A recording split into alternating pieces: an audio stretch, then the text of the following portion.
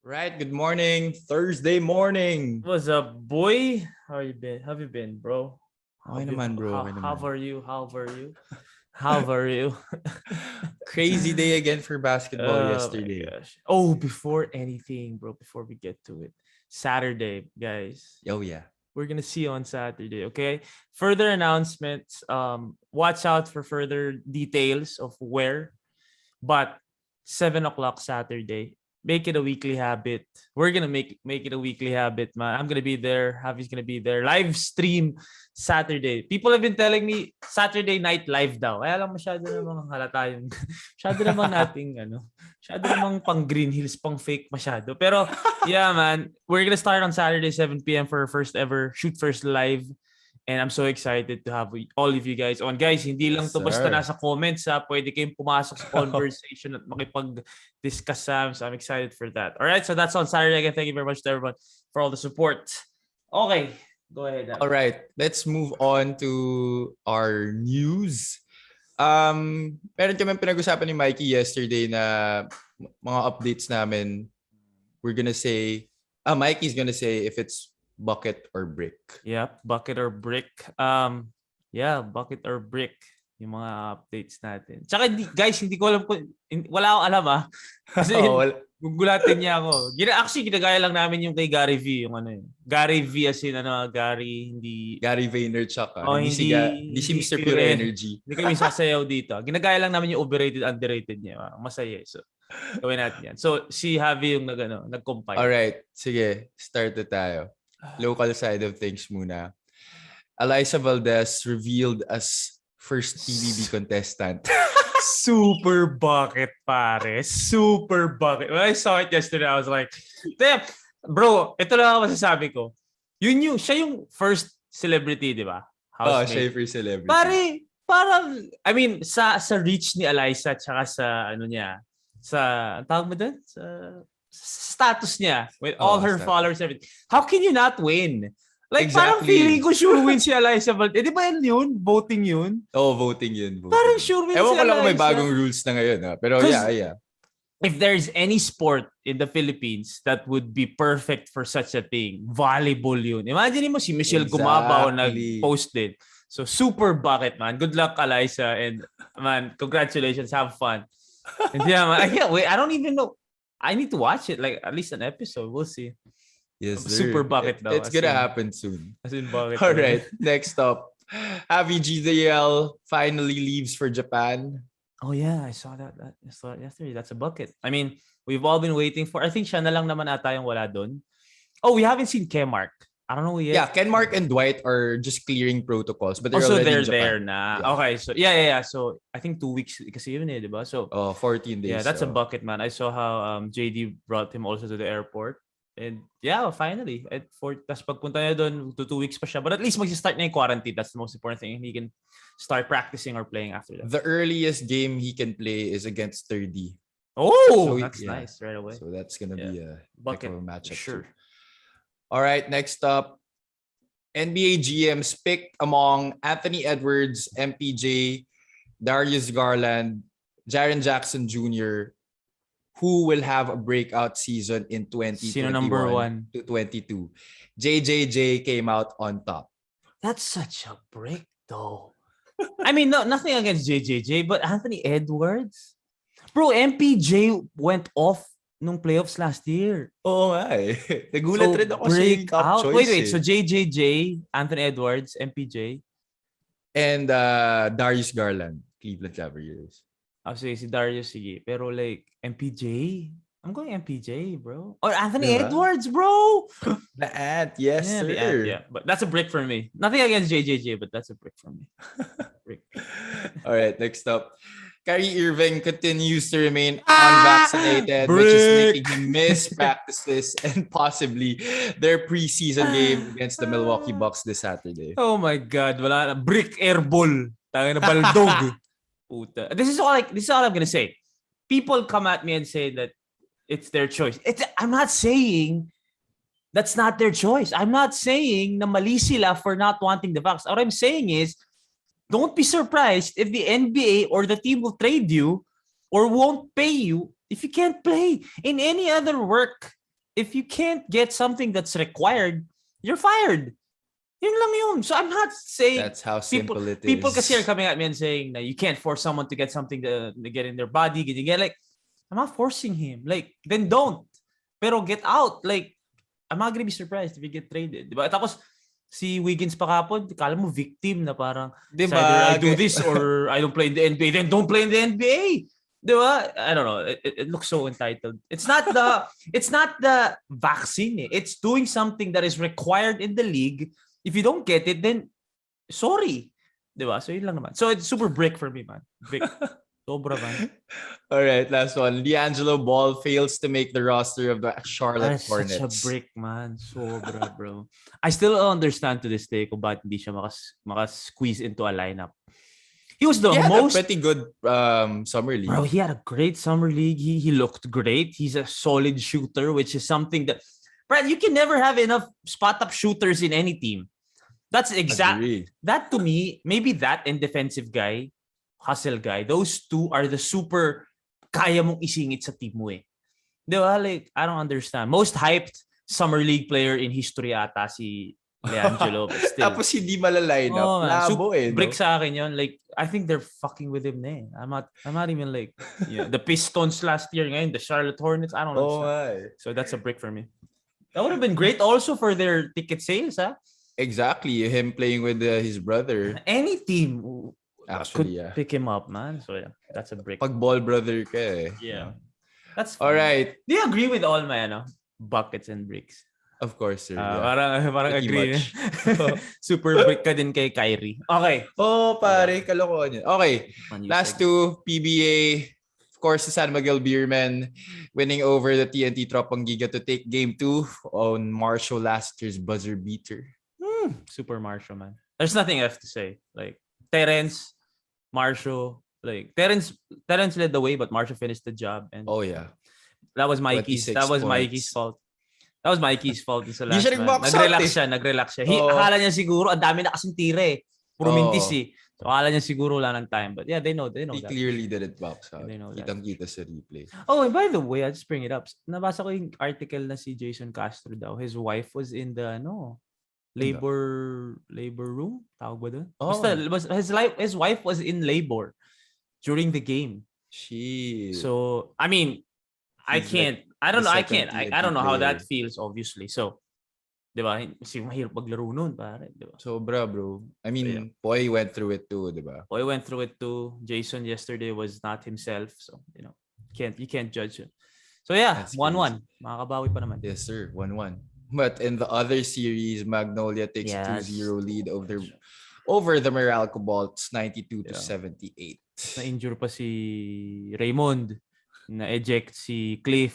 So, yeah, that was just too much firepower for Paulie, 28 points. And sabi ng mga tao sa akin kahapon, tinatag nila ako, number 8 pa rin ba? Number 8 pa rin ba? Sabi ko, ang tawag mo dyan sa laro ni Paulie ngayon, that's the number 8 effect. Kobe 8. Yun ang ibig sabihin ni Javi doon. Man, it will ever stick, bro. Every time Lassiter will do something great, Ian will do something great, or Paul will do something great. The only time na mababawi mo lahat yun is when Berto does something great. No doubt. Funny, okay lang. As you say, people are so funny, man. As you say, we gotta take the punches. We can give some, but we gotta take. Pero they know how to tease din kasi. It's not toxic eh, di ba? It's like, I like it. That's why I enjoy it eh. Yeah, I like it. If you're not toxic, you're cool, man. We're cool with you. Kahit mag-asaran tayo hanggang magdamag. Pero, no to toxicity. Yeah. All right. So, what we have for today is Throwback Thursday. And what we decided for this episode is we're gonna talk about college players college stars actually who didn't really translate well enough to the PBA. Yeah. So I have a list here with me, and then Mikey doesn't know about it. I didn't give him the list last night. So gugulatin ko siya. I'm gonna say the player's name and he's gonna give his 2 cents about it. Yeah, and guys, this is something that maraming naghihingi nito. Maraming nagtatanong kung pwedeng gumawa ng ganitong episode, talk about guys na. And this is no shot at any of them, This is actually recognizing them and what they did. And guys, in the PBA, it's not just about pagalingan naman. It's about timing, the situation that you're put in, the team that you're drafted in. So this is no shot at all at these players. Actually, nire-recognize nga namin na parang ano nangyari? Maybe hindi lang sumakto, di ba? But yeah. So yeah, let's go. Let's do this. All right. Excited na rin ako ulit. Kick things off. Ronald Pascual of the San Sebastian Stags, 1/3 of the Pinatubo trio, drafted in 2014, third overall pick by Barako Bull, played for SMB, Pure Foods, Global Port, Blackwater, and Alaska. He is currently playing for the Pampanga Delta Converge in the NBL. Yep. There were a lot of Ronald Pascual news the past year. Yeah, di ba? Because I don't know. Hindi rin ako nagbe-base off of articles eh. But I got to talk to him a couple of times. Munti ko siya actually mag-guest eh. Pero hindi lang natuloy. But I'm really, really happy. Sobrang bait nito si Ronald Pascual. I'm really, really happy that I see him back playing again and nagpapakondisyon siya ulit. Maybe a PBA comeback. I don't know kung kakayanin. But at least, di ba, NBL Phil Basket. Then we'll see MPBL and Bismin. But I don't know why it didn't work actually. Kasi when in college, yes, people know him also na sobrang lakas dumunk, di ba? Lalo na nung high school, nung Adamson siya. Pare, like yes, dunker talaga siya. But he had a great jump shot. Yun nga eh. Like he was athletic shooter. Pero may tira sa labas. Oh, then he was actually someone na feeling mo pwedeng, maybe Marcio's a little bit masyadong kasi matangkad si Marcio and also syempre experience ni Marcio. Pero that type of player, like kaya mag-score inside, can shoot the 3 ball, athletic enough to play defense, athletic enough to hustle and mix it with everyone else. Maybe it was just really the situation. Like hindi siya nakakuha ng team na yung talagang he felt at home, maybe. Diba? Or a coach na talagang, sige, go, ball out. And Ronald Pascual is one of those guys. I feel like all of these guys naman affected by the lack of teams. Again, it's not that simple na dagdagan nila yung team. Hindi ganun kasimple yun. But maybe lack of teams. Medyo madaming magagaling talaga sa PBA. He came into the league, medyo kainitan pa ng mga wingmen eh. Di ba? Kainitan pa ni na Cyrus Baguio. When he got to San Miguel, sobrang daming wings. Si Marcio nandun na, di ba? Yeah, Marcio, Ronald Tubin. Ronald Tubin was also there. Or Alex, Chris. And yeah, these were the glory years of simula ato ng glory years ng San Miguel. If I'm wrong, if correct me if I'm wrong, brother, but if you compare that to the San Miguel now, he might have been like Von. Yes, yeah, pwede. Di ba? Parang pa 5 minutes, 6 minutes lang. So it takes a certain type of player. Like I said, this is a skill. It's a skill as it is. Yung hindi ka masyado ginagamit pero pag ginamit ka, gagawa ka pa din. Maybe it was something na medyo nahira. I don't know, man. But definitely the skills were there for Ronald Pascual. So yeah, it's surprising how it didn't work out. So he was a stud though. He was. All right, next up, Rich Alvarez from the Ateneo Blue Eagles, 2-time UAAP MVP. Drafted in 2004, he was the first overall pick by Shell. Okay, he was the rookie of the year, but he never really, played out to the expectations of how he was how much of a star he was in college. He never really was like that anymore in the PBA. Yeah. He did have a long career, pero very much a role player na lang. I think with Rich, sobrang idol ko to, bata pa lang ako. Actually, bata pa lang ako, Ateneo grade school ako. Siya yung unang-una ko napansin sa Ateneo Blue Eagles. Ang labo nga kasi 4 yung una ko napansin. But dumunk kasi siya the first time I ever watched Rich Alvarez. Dumunk siya. So I was like, damn, okay. So I've always been a Rich Alvarez fan. Itong post-career niya, nagpapailaw sa dati. I would play with him like weekly. And he was like the greatest. Doon ko palang nakita na the greatest role player that you can have. Sobrang bait, sobrang screens, diba? Very, very unselfish. Actually, I feel like that was what stopped him from being great. He was too nice. He was too unselfish. Sobrang bait ni Rich Alvarez. So, that and maybe if he wasn't the number 1 pick, because he was UAAP MVP, which rightfully so, he deserves to be number 1 pick. But number 1 pick kasi, usually, di ba, franchise player. Oo, And exactly. Rich he wasn't built to be that yung gusto niya yung quiet lang, laro lang siya, 'di ba? Do his role. So maybe that was something. Okay, again, don't take my word for it, but I feel like Rich would have been great as a role player in the PBA. Maybe the number one pick kind of messed things up for him in a way na people were expecting na. 'Di ba? People were expecting na franchise player ka dapat. I remember yung Giorgio na the day after first game niya, yung hindi siya naglaro at all. Oh, di siya ginamit Naglaro at because all. Which is weird again to me. his coach at that time felt like hindi pa siya ready to play in the PBA. But Isn't then that the weird? next game, Coach Leo Austria already took over and played him, and yun, maganda laro. Kaya talaga. I just think it's the number one pick na parang. Can you imagine if he was the number 6 pick or number 4 pick? So Di weird ba? to be the number one pick tapos hindi ka gamitin ng coach mo. That's so weird. Sabihin hindi ka pa ready maglaro. Diba? Kayo pumili sa akin. You had like 60 other guys you could have picked over me, and then now you're gonna tell me I'm not ready. Sobrang labo. But I think that was it. He's a perfect role player. So I don't think he was fit to be the number one pick. But man, Rich though. Man, pinili nga natin siyang top power forward the 2000s sa Ateneo. So you can't ask us if we enjoyed or we liked his game, because we obviously do. Definitely.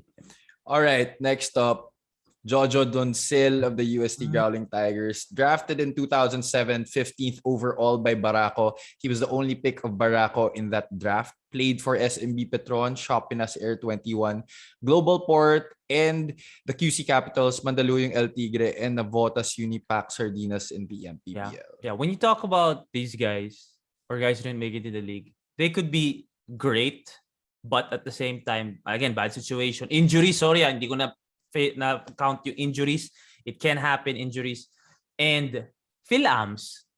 Di ba? Kasi the Phil-Ams took over at some point in the PBA until now, di ba? 5 Phil-Ams per team. Yeah. Gusto na nga ni Coach Jeff dagdagan yung 5 Phil-Ams per team.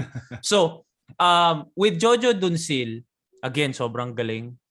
But Giorgio Doncil was not really known as a spot-up shooter. Di ba si Giorgio, yung star? Scorer siya. Scorer talaga. He needs the basketball, di ba? So, I think that was that. Na parang maybe he didn't find the team that wanted him to be the scorer, or at least the secondary scorer. Maybe not the primary scorer, but the secondary scorer. Like an Alain Maliksi. He's given the green light by Coach Norman to ball out. Imagine if you make Alain Maliksi into a spot-up shooter. Like, spot-up ka lang. Hindi ba ma-maximize si Alain Maliksi, and sakto UST pa pareho, di ba? So, I feel like, di ba, sobrang daming disclaimer na don't think na I'm hating on these guys because they're all great players, but I feel like if he found a team na gagawin siyang scorer, hindi lang siya tayo ka diyan tapos pag dumrive si ganyan, pag kick out sa'yo, tira mo, which kaya din naman niya, pero yun nga hindi nga na maximize kasi sobrang scorer ni Kuya Giorgio Doncil, di ba? So I think that's or maybe he played in teams na, I think Danny Siegel was there. He played in teams that were pretty loaded also. Kasi situations SMB, Petron. Oh, maybe Shopinas Air 21 was his best chance at really balling out. But maybe the coaching situation or whatnot. You know what? Let's change this from. We're not saying that they didn't have a PBA career or they failed in their PBA careers. It's not that. It's that we felt like they could have done more. Yun lang. But with their star status in college, we felt like basically it just didn't translate into. It just didn't translate, man. It's nothing. It's not a knock on their careers. Not a knock, man. It's just that, ganun nga, like sobrang believe natin sa kanila that we thought. Yeah, sobrang disclaimer natin kasi sobrang daming talang. Oo nga, baka biglang pumunta kayo kay Kuya Giorgio, sabi ni Mikee, di ka tangina talaga. Okay, magulo puta. Yeah. Wala kaming sinisiraan dito. Next. Gusto niyo yung topic na to tapos sirain niyo ako. So, next. All right, next up, Yusuf Al-Jamal, San Beda Red Lions. Ooh, the King Season Lion. 82 MVP of the NCAA, drafted in 07, 8th overall by Air 21, played for Tokentex, Barako Bull, Santa Lucia, Meralco, and Global. The King Lion, man. Yes, Yusuf Al-Jamal, sobrang. I think with Yusuf Al-Jamal, you can I actually ask you if you agree or not. But if Yusuf Al-Jamal, I'm not saying he's soft like matibay si Jamal, like matibay, he can mix it up with everyone. But imagine Yusuf Al-Jamal playing in today's PBA. I think he would be someone you can go, especially when fours are allowed to shoot threes and fives. Boy, Aram had lots of 3-pointers yesterday. He was a stretch four. Before the advent of the stretch fours. Exactly. Like people during that time. I remember kasi nung interview ko si Kuya Jamal, tinignan ko yung highlights niya. Siyempre may highlights tayo sa interviews, di ba? Sobrang luma nung highlights eh. Talagang pixelated pa eh. So, matagal na to. Like 2006. 2006. Early 2000s. Hindi ko siya nabutan eh. 2006 siya nag-champion eh. 2007. 07 siya nag-draft sa PBA. 7, 8, 9. Those were the times that bigs were bigs. Banggaan, ilalim. Bawal ka sa labas. Hindi ka masyadong, like, there were the occasional, but it wasn't as welcome as it is now or accommodated na yung 4 mo stretch. Kuya Al-Jamal was skillful. Kuya Al-Jamal could take guys off the dribble. He was a 3 in a 4's body. Yes. He was a 3 in a 4's body. Maybe he didn't have the quickness of a 3, but his skill set was for the 3. So, true. But he was a 4 kasi I don't think he could guard 3s. So imagine now that he plays mga, di ba, sina RDO, bandang nung 2010s pataas, 3 point. Kahit si RDO naman inaamin niya, dati, ilalim lang siya eh.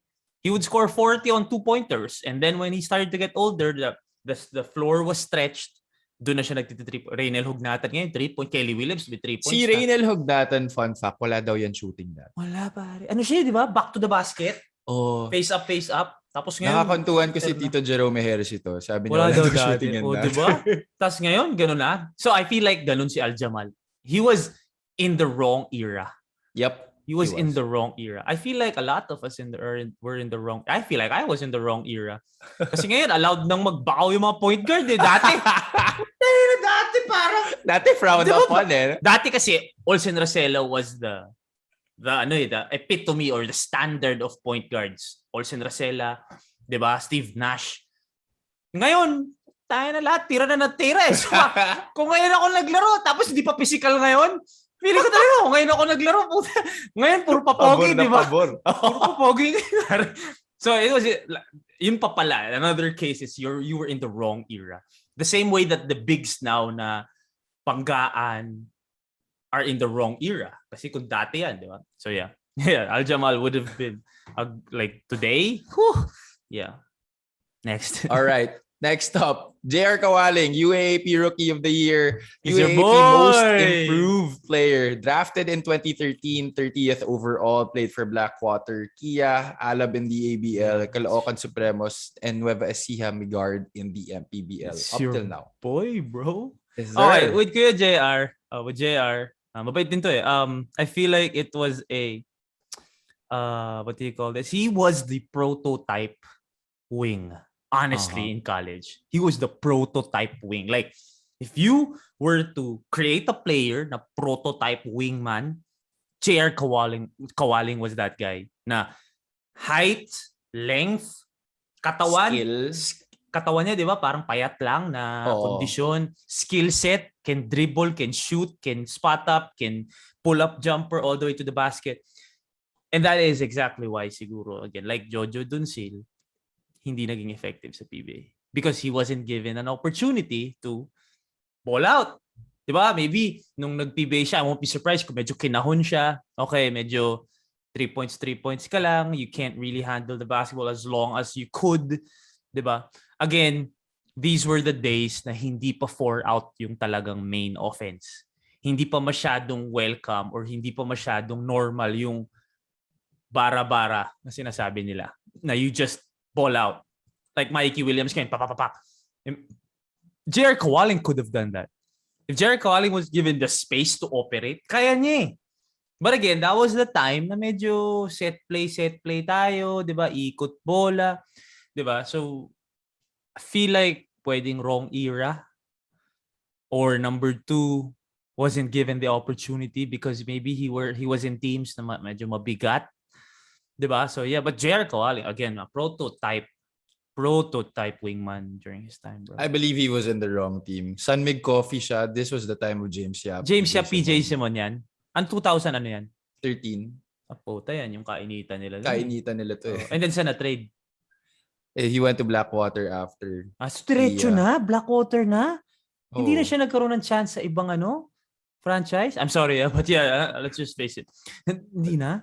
Hindi na. Wow, okay. That's based on baka my yun, research. hindi nga nabigyan ng opportunity lang. Kasi, naman, James Yap tsaka PJ Simon ba naman yung bro. Medyo mahirap mabigat yun. naman talaga yun, di ba? But JR, I'm telling you, man, prototype pare. He was the shit also in Yeah, college. for sure. All right. Oh, Next by the up. way, siya yung Rookie of the Year. Siya. Tsaka Di ba most sabi improved. natin, Rookie of the Year sa UAAP? Di ba sabi natin Mike Gamboa? Sabi na hindi nag-Rookie of the Year si Mike. Si JR yung 2007. So Siya anyway. pala yun. Tama. All right. Next up. From the Adamson Falcons, Patrick Cabahog, undrafted in 2008. Undrafted si Patrick Cabahog? I couldn't believe it also when I was researching it. What? I'm not sure if he was able to play pa with any team in the PBA, but So sa he research carved mo, out wala? an excellent career as an import internationally. So sa research mo, hindi siya nag-PBA? That is crazy. That's crazy. Patrick Cabahog is a bucket, bro. Diba? One of the best Crazy scorers siya ng during that Adamson time. days niya. Oh, so that in itself, literal hindi na nabigyan ng opportunity. Uh-huh. Kasi hindi man lang na-draft, diba? And that's weird. I was fucking drafted. Diba? Ako nga, nasingit pa ako. Oy, draft natin yung Reyes. Wala akong kumukuha. Paano pa yung Patrick Cabahog, pare? That's crazy. Yeah. Actually, Patrick Cabahog. if you look at the undrafted players in the 2008 draft, Patrick Cabahog was the most high profile of them all. Yung mga kasama niya dito, mga nobodies. Huwag mo lang sabihin, ha? masyado. Potay. Oo. Tayo dyan. Pero wild, Who was the 2008 draft? Who was the number 1 pick? Gabe Norwood. Gabe. So that draft. Gabe, Yeah. Jared, Jason Castro. So maybe not in the first round kung ganyan kabigat, but Mhm. bro, no one gambled.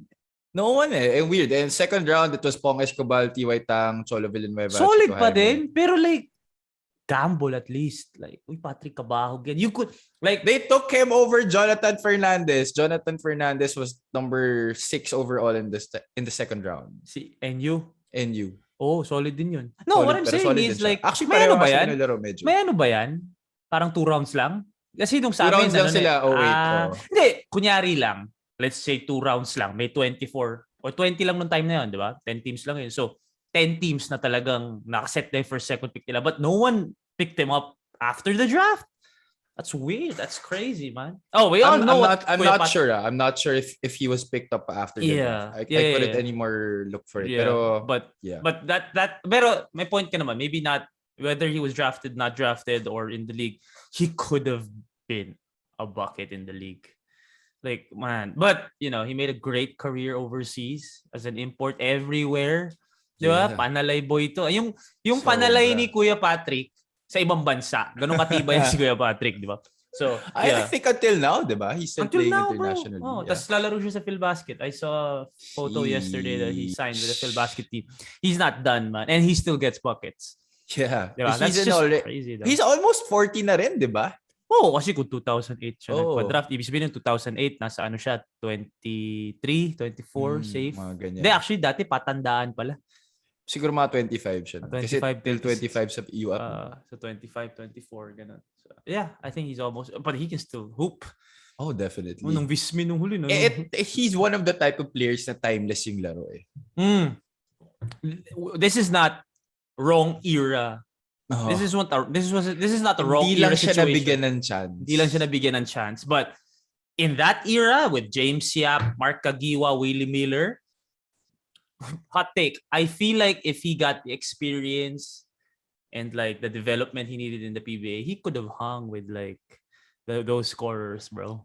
I believe so. Di ba? Cyrus Baguio, kaya maghang ni ano dun. Patrick Cabahog. Kasi gulang rin niya eh. Ang galing, he's not super athletic, pero galing niya magbasa ng sitwasyon eh. Payat lang yan, pero pag Oo, pare. sasandalan ka Matigas din niyan. siya.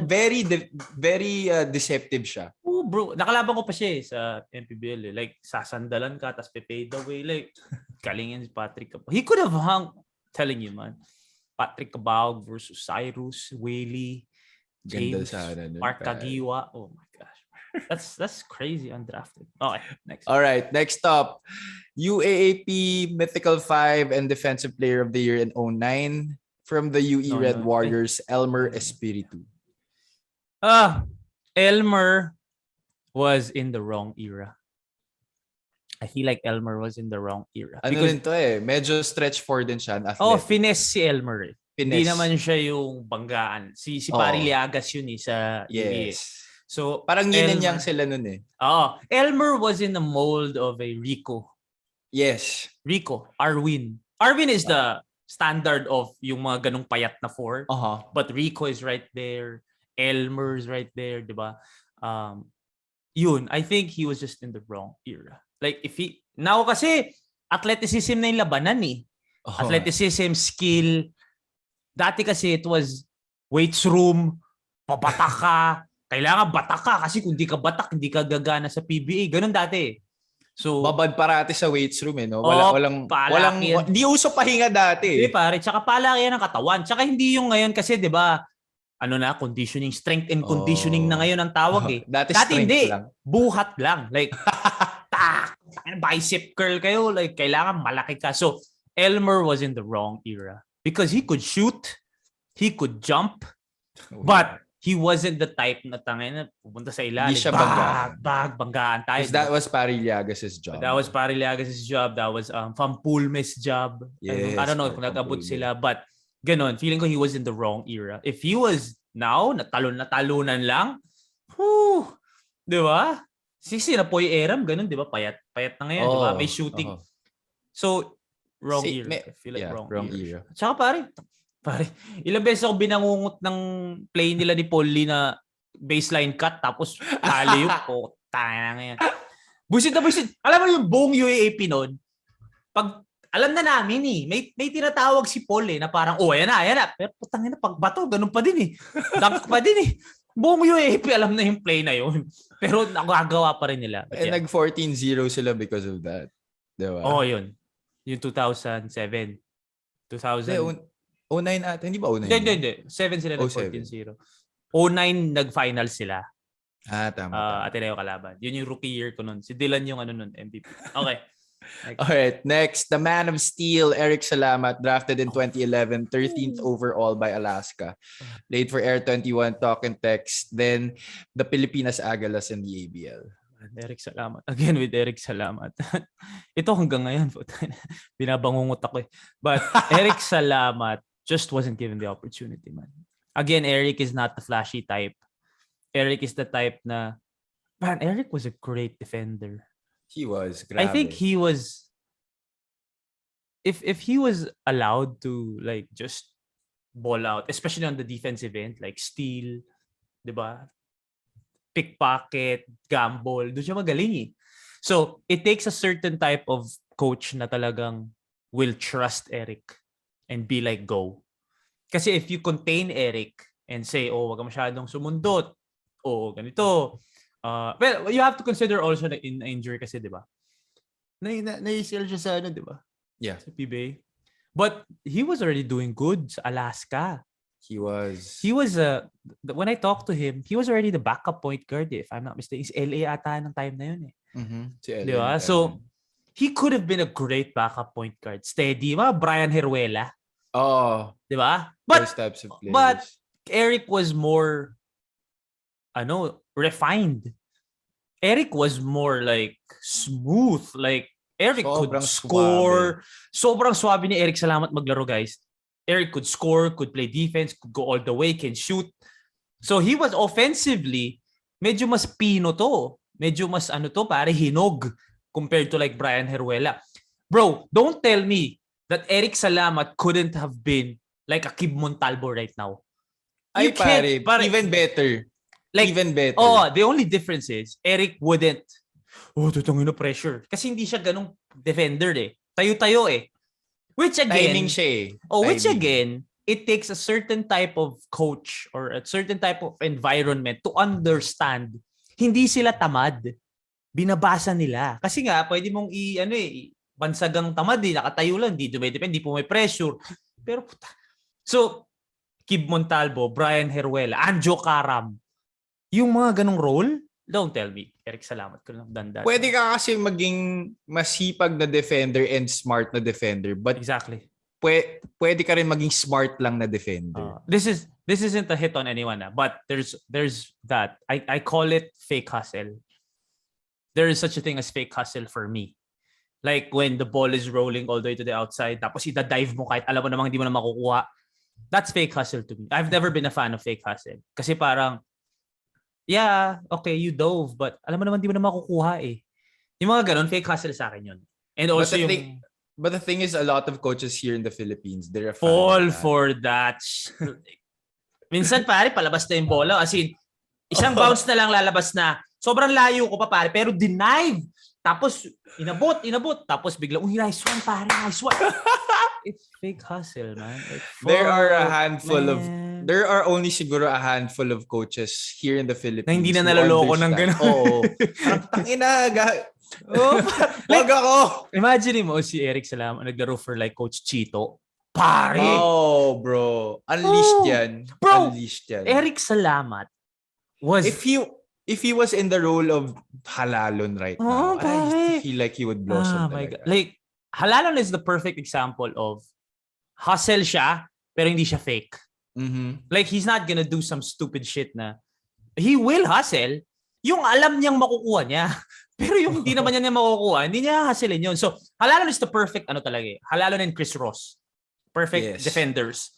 Eric could have been there. Maybe Eric was not as fast, like, laterally and all that, but Eric Salamat, man, this is a hot take, but Eric Salamat, Mark Barroco was the shit, but Eric wasn't far behind. He wasn't far behind, not. Bro. Definitely not. Maybe nag-boom si Mark Barroco kasi naggilas. So nag-boom. Tsaka si JV. But Eric was not. Oh my God. Eric was the shit. Ateneo Eric. Oh my gosh, man. Grabe yun. Kaangas. Yabang. Pare, sobrang yabang ni Eric Salamat, bro. Promise, sobrang yabang niya na sobrang nakakabilib. Sobrang bro. Tapos tawang-tawa ako, Eric Salamat. So, Eric Salamat is known na yabang, di ba? Angas. Ganyan. Hindi kita kakausapin. Basta agawang kita. Wala akong pakialam sa'yo, di ba? So, ganyan-ganyan pa siya, di ba? Tapos, favorite yan. Tawagin niyo salute. So, we had an incident during one of the games sa UAAP. The late, yung dad ni Arvin Braganza passed.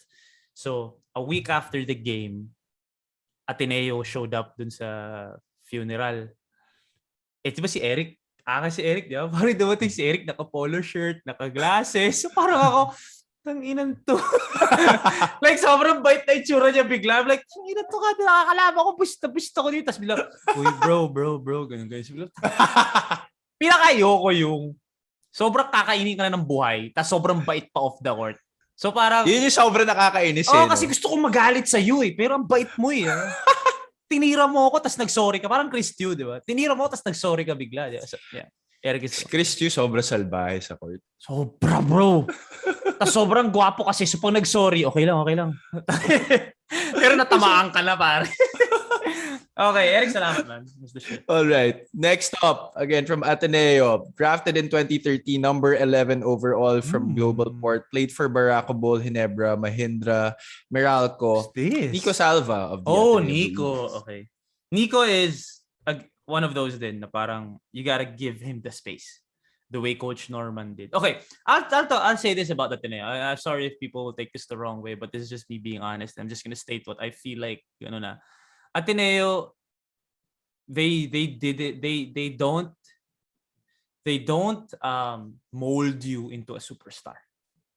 Kasi especially the Ateneo now. Ateneo noon, yung Ateneo noon, may superstars like sina Eric, Jai, Raba. Especially the Ateneo now, they don't mold you into a superstar. They don't want you to be a superstar. Kasi role ka Feeling ko ganun yung kay Nico. They want you to be stars in your role. So, when he went to the PBA, I think that's the problem with Ateneans. Now, I'm not saying it'll spell failure, but when you go to the league, hindi na si Coach Norman ang coach mo. hindi na si Coach Tab na sobrang they will put you in the perfect situation. Magagaling na coach Coach Norman, Coach Tab So they will put you in the perfect situation to succeed. Sa PBA, medyo every man for himself. If you can't produce dun sa PBA ko sa yung role, ang bilis ng life. Ang bilis ng buhay sa PBA. So, yeah, but Nico was, San Beda High School pa. Green Hills pa lang. Pare, sobrang solid ni Nico, man. Maybe he just wasn't as athletic. Ay, parang ang tweener kasi ni Nico Tweener nga siya. Diba? Parang 3-4. 3-4. Diba? But he could hoop, man. He could hoop. That 15-7-foot jumper niya. Deadly from the perimeter. Matic, bro. And he just got married. So, congratulations to Nico, man. But he was someone definitely na I feel like this is just me. But when he came from LaSalle Green Hills, he was like superstar in LaSalle Green Hills, pare. Second year pa lang yan, NCAA na yan. Superstar. And that, bihira yan, Bihira yun, pare. When I got to LaSalle, first year ako noon, second year siya, NCAA na siya, gumagawa na siya NCAA. And then, he transferred to San Beda. And then, bro, if this is a hot take, but if Nico Salva didn't go to Ateneo, if he went to a team na may siya yung superstar, iba, I don't know but the LaSalle Green Hills San Beda Nico Salva was dominant. Talagang he will go off. Dadakdakan ka, ganun. Sa Ateneo kasi nga medyo naging role Diba? He was a 4. He was a, kumbaga, complement Greg. Or Nonoy, Raba, Justin, complement kayo. Pero, nung LaSalle, isolation yun, pare. Galing, baga lang, pero mabilis sila, quick. But yeah, I feel like yun yung kay Nico Salva. Pero magaling yung dati. Alright. Last two pala. Go lang. Marvin Cruz. Dito Fighting Maroons. Drafted in 07, 14th overall. By Air 21, played for Coca-Cola, Barako Ball, and the Bangkok Cobras in the ABL. This guy was definitely a star in college. No doubt about high school, college, like to this day. He was the face of the UP Fighting Maroons. Marvin Cruz, man. I think he just didn't find a good situation. Because, again, it's all about situations. The same as all of them naman, diba? Whether it be situation, era, timing, diba, if you're given a chance. I think he wasn't put in a good situation lang talaga. Because don't tell me Marvin couldn't be a great backup point guard in the PBA. Diba? If may LA Tenorio na top point guard status sina LA nung time na yun, diba? Sina Mike Cortez, ganyan. Yes. Sige, but Marvin, not a backup? 20 minutes per game, Marvin? Come on, you can't tell me that Marvin can't be a 20 minutes per game point guard, 25 minutes, diba? So, yeah, it's tough. Ito yung I'm not speaking for anyone but for myself. Ito yung superstar ka nung college. So, it's kind of tough to fill a role pagpasok ng PBA. You have to relinquish that you have to really, it takes a lot of humility. It takes a lot of, kumbaga, reality check. Yeah. Diba? And it's tough. I was a victim of that. Na parang, hindi pa nga ako like, diba, di pa nga ako nanalo Ito, yabang lang talaga to Pero like, imagine those na talagang big time college superstars. It's tough, man. It's something you can't take for granted na mentally magbabago. Kasi you're used to fucking 35, 32 minutes per game. You're used to 15 shots a game. Tapos biglang pagpasok mo ng PBA, bawal. And people think kasi it's that easy lang. Na it's just a switch in your head that you have to flip. Sabi ko sa it's inyo. Not like, what Jonas Villanueva did was a skill. Yung kahit fourth quarter ipasok, Anjo Karam. Not a lot of players can do that. It's kahit not, gaano kakagaling. Sinabi ko Dun sa role na yon, yung Anjo Karam, anytime I put you in, gagawa ka, hindi na pagalingan yun. There are a lot of players that are better than Anjo Karam who are not in the league right now. But why is Anjo Karam in that role? Because he can do that. Kaya niyang umupo, walang problema, upo ako 3 laro, na-injure bigla si Aaron, pasok siya, gawa siya. That is a skill. People keep telling me na mayroon pa rin. To this day, people come at me and say, uy, mas magaling ka naman kay ganito. Bakit siya nandun? Because the role that we're fighting for, or like second fiddle point guard slot kami, di ba? So, the role that we're fighting for, the spot that we're fighting for is that spot. We're not fighting for an LA Tenorio spot or a Jason Castro spot. We're fighting for an Anjo Karam spot. Now, Anjo, sobrang galing sa ganun. Ang galing talaga. Like, to this day, every time pasok siya, every time ibangko siya, walang problema sa kanya. So, it's not that easy, man. Diba? Mas magaling ka naman sa kanya. Hindi ganun ang PBA, guys. Mas magaling ka naman sa kanya. But I'm not saying anyone is saying mas magaling ako kay Anjo. What I'm saying is like, I hear that. Mas magaling ka naman kay ganito. But wala ka sa PBA? No, man. That's not, you gotta respect these hoopers, man. Magagaling lahat yan. Okay. All right. To cap off the list. Ooh, you saved the best 24th overall by Talk and Text in 2016. Mikee Reyes. 24th overall. Wala pa yung... wala yung Gilas. So technically, 430... Hindi, alam ko 40s ako eh. But yeah. Ay, nako. I practiced for Talk and Text for a month, bro. For a month. No, unang-una, nanggagago si Javi. I'm not I'm not on the same level as these guys that we talked about prior to this. Nanggagago lang siya. So sige, pag-usapan natin sandali.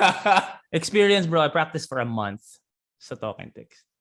Okay, I practiced for a month. I was doing okay sa practice. Kasi pare, walang point guard dun eh. Wala si Jason eh. Wala si Jason. Jason was in negotiations with the CBA. MVP. That was the time, bro. So he was like, we would see him, but akit lang siya sa office, alis siya ulit, nod siya, kusap niya, pero hindi siya nagpa-practice. So at that time, it was me, Chris Rosales. Kami lang yung point guard.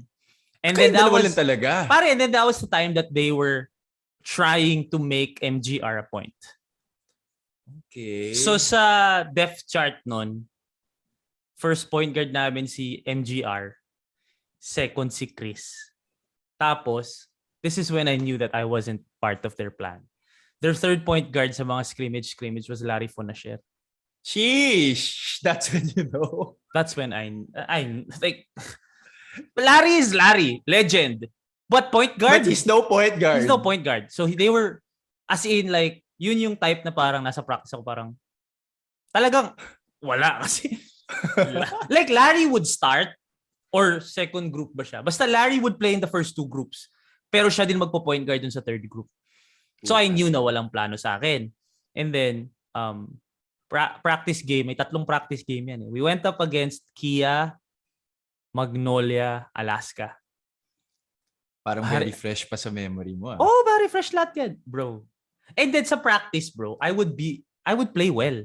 Sa practice lang kami lang I would play well. I remember, medyo malalagay ako sa... Pare, this was Ranidel, Kelly, Ryan, Larry.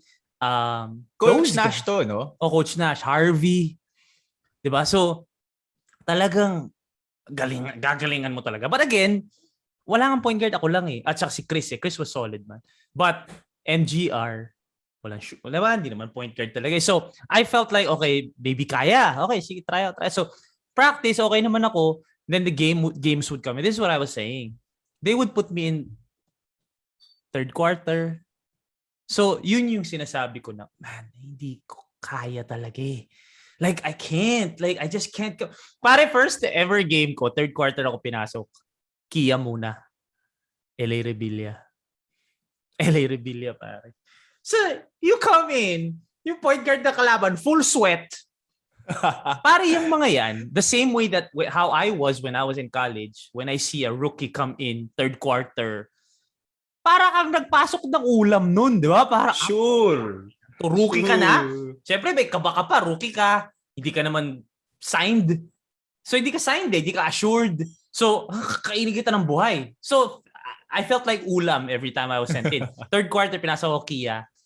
Pare, 1 turnover. Ulam. And then, the next game, Magnolia. bro, pinasok ako third quarter. Pare, pagpasok ko, Mark Baroka, pare. Fuck! Like, how the fuck? Mark Baroka, bro. Tapos, pag sub kay Mark, Gio. Si Gio nung time na to was, like, ito yung Gilas draft. Like, they were being molded, is that a word? But they were, kumbaga sila yung, in each team, may isang special draft, special pick eh. Yung si Gio yun sa Magnolia. So talagang binibigay sa kanya ni Coach Chito yung green light. Starter siya noon, pare. Wala pa si Paul Lee eh.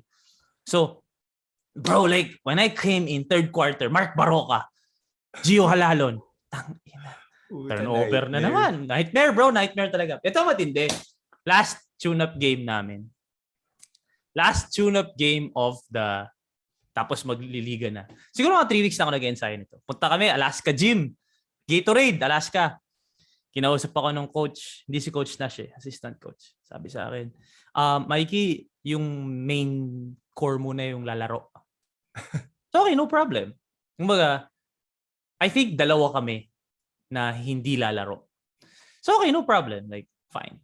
Diba? Kasi ano na yun eh. Medyo palapit na sa season eh. So sila na muna. Okay, sige. So, I was on the bench. My focus was just cheer, high five, good job. Diba? Wala pa akong kontrata nito. Parang yung sintas ko hindi ka nakatali eh. Hindi ako nakatape, hindi ako nakatali, hindi ako nakatuck in. Wala. Bro, third quarter, pinasok ako.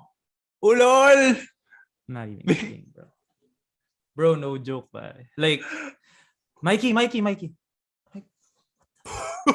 Bro, nasa committee ako, PBA tune-up game. Nasa committee ako, nagtatali ako ng sapatos. Wala akong tape, walang kahit ano. Bro, I'm not even fucking kidding, man. Third quarter. Shit! Number 1 na nga, yung meron na nga akong hindi ko nga kaya na third quarter pasok. Number 2, wala pa yung utak ko. Like talagang, nakakaganon ako pare, tapos nag-cheer ako, katabi ko yung ball boy, tapos cheer akong gano'n, let's go kuya, ganyan. Pare, pinasok ako third quarter. Bro, I'm not even fucking kidding.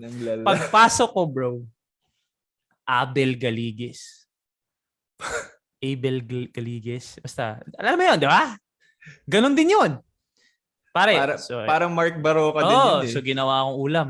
Sinab. Alam mo kung sino yung nagsab? Ping X si Minyan. Pare, Ping X si Minyan. Ping X si Minyano lang naman. Third quarter, wala akong pawis, hindi ako focused, wala. Ito pinakanakatawa, but I will cherish this moment to this day. I knew that this was my last tune-up game. Because this was the last tune-up game of Talking Text. Magsiseason na ata next week. So I knew this was my last. Sinabihan ako, hindi ako lalaro, pero naglaro ako. Okay, fine. I come in, and then I was like, fuck it, man. Like, fuck it. Alam ko naman kakat na ako eh. Fuck it, di ba? Bro, winave off ko. Kasi 10 seconds to go eh. Sideline inbound. Nakuha ko yung bola. Alam mo kung sino winave off ko, pare? Sino? Si Ranidel de Ocampo. Putang ina. So, ISO. Pare, in-ISO ko like, bahala. Winave off ko si Ranidel. To this day, Kuya Ranidel, I'm sure hindi na naaalala, pero ako naaalala ko. I waved off Ranidel de Ocampo. Pare, like, pinakamatindi doon, hindi ko na-shoot.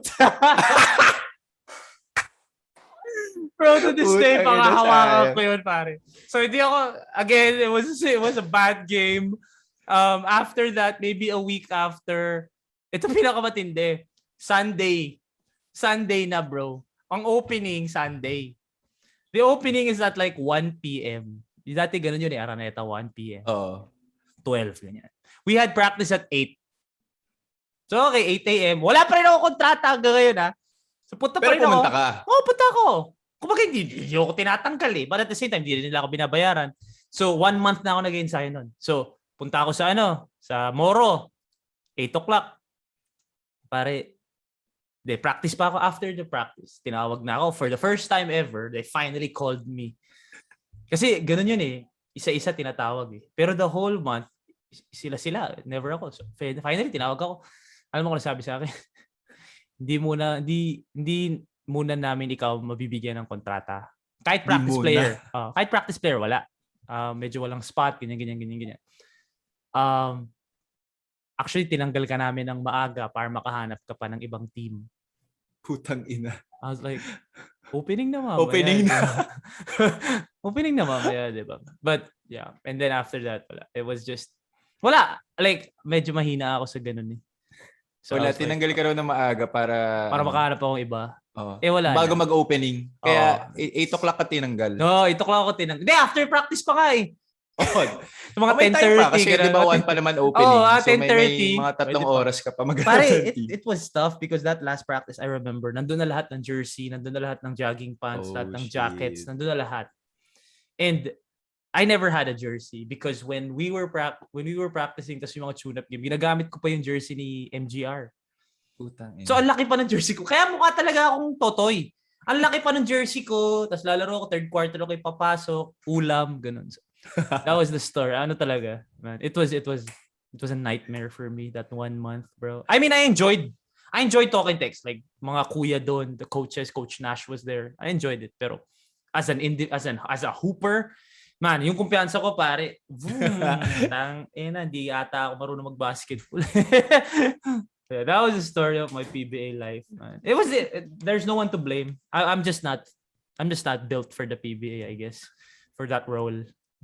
Yeah, just not built. All right, guys, that has been it for that was fun though. College stars that story time yung huli. That didn't translate well into the PBA. Naisahan ako ni Palanya, pota. Sabi sa'yo message ko si Mikee Reyes, yari ka bukas. Naisahan ako, puta. Hindi naman what if yun eh. Hindi naman yun, hindi nag-translate eh. Hindi lang talaga pang PBA yung huli natin. Diba? Kung nag-PBA ako, wala ako dito ngayon, wala tayong show, diba? Hindi tayo nag-enjoy kasama ng mga tao ngayon. But, tama. Man, that was fun. Again, I didn't know who he was gonna bring up, but tomorrow we'll try to bring in someone, Feature Fridays. Hopefully we can find someone. We'll talk about it. And then on Saturday, guys, don't forget 7 p.m. Join us. Wait for further details as to where you're gonna see us go live. But yeah, at least you know the when. Okay, Saturday 7 p.m. I'm gonna be there. Javi's gonna be there. Hopefully, all of you be there, and be ready with your basketball debates and discussions and your takes. Baon nyo na lahat. Baunin nyo na lahat. But yeah, this was fun, brother. Solid. We'll have Likewise, another bro. one. We'll have another Throwback one. Thursday. Sure. Man, those names, man, brought us back for sure. All right. So thank you again very much to everyone for all the support. Please follow us on all our socials. The name is Mikee Reyes. This has been Javi Palanya. Take care of yourself. Take care of each other. Peace and love. Guys, we'll see you all on Saturday. We'll see you all tomorrow for Feature Fridays. Thank you very much, Tripod Network.